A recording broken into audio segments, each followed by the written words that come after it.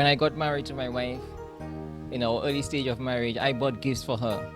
And I noticed that weeks passed by and she would not even pay attention to the gift. I felt that she didn't appreciate the gift, and I began to feel that she did not appreciate me. But later on I realized that this wasn't her love language.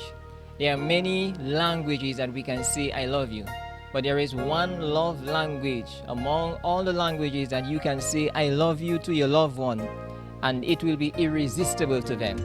Come along with me and let me teach you the 5 love languages. GAP QW. Say it with me. GAP QW. The story is told of a man who came to Dominica and he visited the Kalinago territory. There he met a man by the name of Fred who befriended him. And so on his way back to the United States, he told Fred that he's about to leave, and so Fred went to the beach and got a piece of stick and gave it to him. And Fred told him that when you see this stick, you will remember Dominica. But this man said that long after he went back to the United States, every time he saw the gift, he remembered Dominica, but more than that, he remembered Fred's love and friendship. You see, one of the ways that we can show our love to one another is by giving gifts. And so when you give gifts to your loved one and their love language is receiving gifts, they feel love. There are many ways that you can give a gift. You can create a gift. You can purchase a gift. You can give them a living gift, a plant or a living animal. Or you can get a book for them and sit down and read together. This is one of the first love languages, and that is receiving gifts. Secondly is acts of service. Jim and Janice walked into the counselor's office, and the counselor asked Jim, "Do you feel loved by Janice?" And Jim said, "Oh yes, my wife loves me. She irons my clothes, she cooks food, and she keeps the bed neat and tidy." You see, Jim's primary love language is acts of service.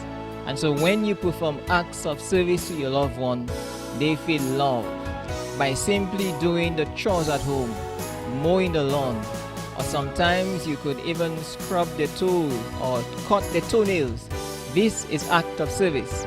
And when you do this act of service, your loved one will feel loved. Have you ever heard this from your loved one? "Can you give me a hug?" "Oh, I would love to kiss you." Well, I want to let you know that your loved one's primary love language is physical touch. Oh yes, they just want to feel touch. And so it is very easy for you to say "I love you" to your loved one if their love language is physical touch. You don't have to buy expensive gifts, and you don't have to worry whether or not they will appreciate it. Simply holding their hands and walking down the road is a wonderful way of showing "I love you." And if you do this during the day, I want to guarantee you that your loved one's emotional tank will be filled, and this will inspire and develop intimacy in your marriage.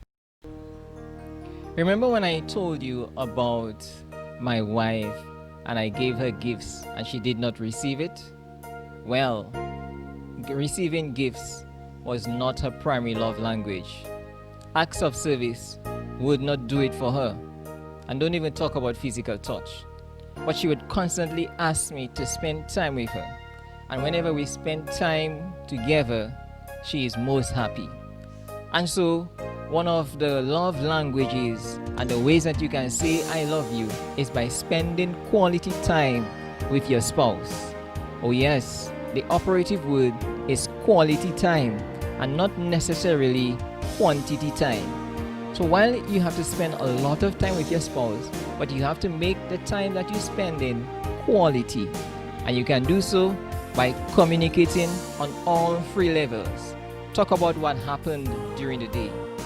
When you went down the road and you saw an accident, return and tell your wife what happened, the color of the car, who was driving the bus, all these things. Talk about what happened during the day. The second level of communication is talk about us. Where are we going to send our children to school? Next year, where are we going for vacation?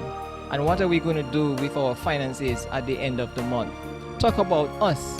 And the final level of communication is talk about your emotions. Say how you feel. So yes, it's true that there was an accident, but how do you feel about it? Do you believe that there should be laws imposed on driving at a certain level? So you talk about what happened, you talk about us, and you talk about your feelings. And this is one of the good ways of spending quality time with your loved one.